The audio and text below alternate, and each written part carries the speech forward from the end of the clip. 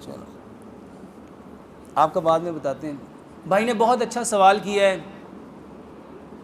عثمان وہ گاڑی میں نا انہیں بتاؤ کتابیں نکال لاؤ ذرا, اور ایک کتاب مجھے دے دینا.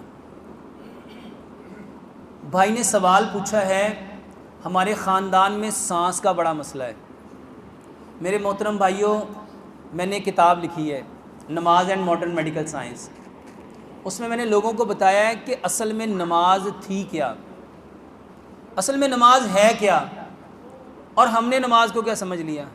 میرے محترم بھائیوں, اگر ہم صرف پراپر طریقے سے, کل میرے پاس نا کوئی ڈاکٹر آئے, انہوں نے کہا کہ ڈاکٹر صاحب آپ کی باتیں نا بڑی عجیب عجیب ہوتی ہیں. اچھا مزے کی بات یہ فائدہ ہوتا ہے, ہوتی عجیب ہیں لیکن حیران اس بات میں فائدہ ہوتا ہے. اس کے پیچھے لاجک کیا ہے, یہ فائدہ کیسے کرتی ہیں. وہ کہنے لگے کہ میرے شٹیکا پین تھی, میں نے وہ لمبا سجدہ کیا اور الحمدللہ میری شٹیکا پین بہت بہتر ہو گئی بنا دوائی کے. میں نے نا اسے یہ کتاب دکھائی, میں نے کہا یہ میں نے کتاب لکھی تھی اور اس میں نے لوگوں کو بتانے کی کوشش کی ہے کہ یہ کتاب اصل میں نماز ہے کیا.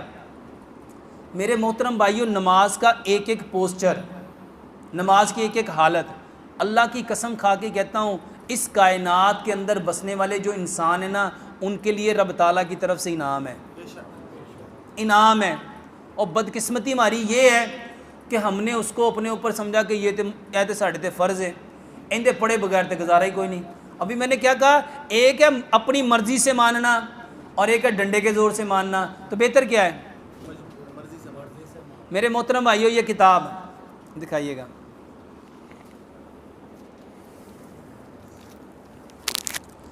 اس میں نے بتایا ہے کہ یہ جو سجدہ ہے نا, سجدہ, یہ جتنے لوگوں کی سانس کی بیماریاں ہیں, جتنے لوگوں کو سانس کی بیماری ہے, میرے محترم بھائیو سانس کی بیماری پھیپھڑوں کی وجہ سے ہوتی ہے.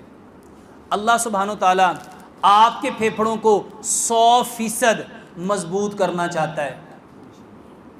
اور آپ حیران ہوں گے, ہمارے پھیپھڑے, ہم اپنے 24 گھنٹوں میں سے تقریباً 18 گھنٹے اسی حالت میں رہتے ہیں جیسے میں ابھی ہوں, یا بیٹھے ہوں گے یا کھڑے ہوں گے یا چل رہے ہوں گے یا لیٹے ہوں گے. میرے محترم بھائیوں, اس حالت میں آپ کے پھیپھڑے 60 to 70% کام کرتے ہیں, 60 سے 70%. دوسری حالت ہے رکوع, جس کو بوئنگ پوزیشن کہتے ہیں, 90 کا اینگل, اس میں آپ کے پھیپھڑے 70 سے 80% کام کرتے ہیں. اور تیسری حالت ہے سجدہ.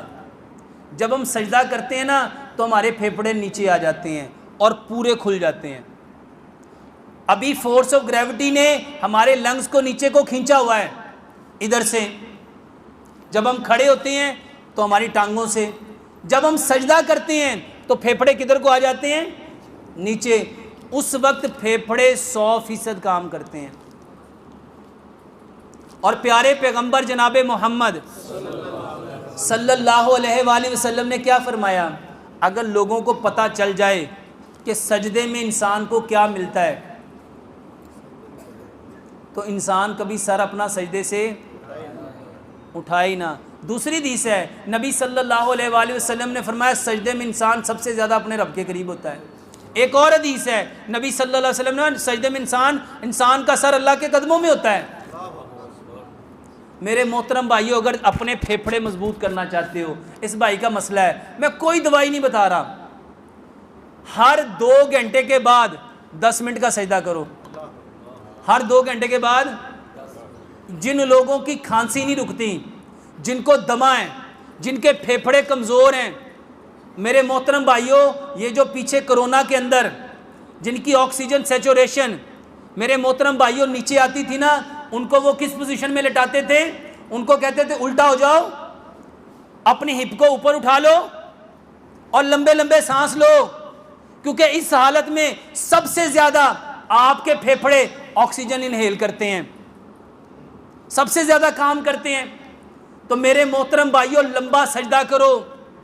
اب جس نے زندگی میں کبھی لمبا سجدہ نہیں کیا وہ پہلے دن کیسے کرے گا, تو میرے محترم بھائیوں پہلے دن 1 منٹ کا سجدہ کراؤ، پہلے دن ہر 2 گھنٹے بعد 1 منٹ 1 منٹ 1 منٹ 1 منٹ، 5 دن اس کو 1 منٹ کا سجدہ کراؤ، اگلے 5 دن اس کے 1 منٹ جب پرفیکٹ ہو جائے تو پھر 2 منٹ کا کرا دو، اگلے 5 دن 3 منٹ کا کرا دو، اگلے 5 دن 4 منٹ کا کرا دو، اگلے 5 دن 5 منٹ کا کرا دو، حتیٰ کہ اس کو بڑھاتے جاؤ، جس دن اس کے پھیپھڑے 10 منٹ پہ چلے گئے نا، وہ خود کہیں گے صرف سانس ٹھیک نہیں ہوا ڈاکٹر صاحب میرا رنگ، اچھا بتاؤ جب خون سے چہرے پہ آئے گا چہرہ صاف ہوگا کہ نہیں ہوگا؟ اچھا جب دماغ کو خون زیادہ ملے گا دماغ پرفیکٹ کام کرے گا کہ نہیں کرے گا؟ جب آنکھوں کو زیادہ خون ملے گا آنکھوں کی بنائی تیز ہوگی کہ نہیں ہوگی؟ جب دانتوں کو خون زیادہ ملے گا دانتوں کا یہ جو پائیوریا ہے، دانتوں کی سینسٹیوٹی ہے،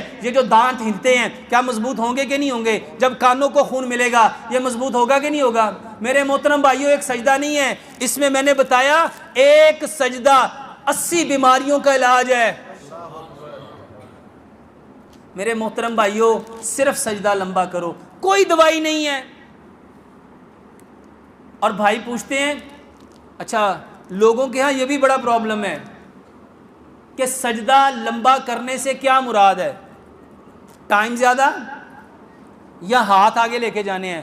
نبی صلی اللہ علیہ وآلہ وسلم نے سجدے کے لیے 10 چیزیں بتائی ہیں۔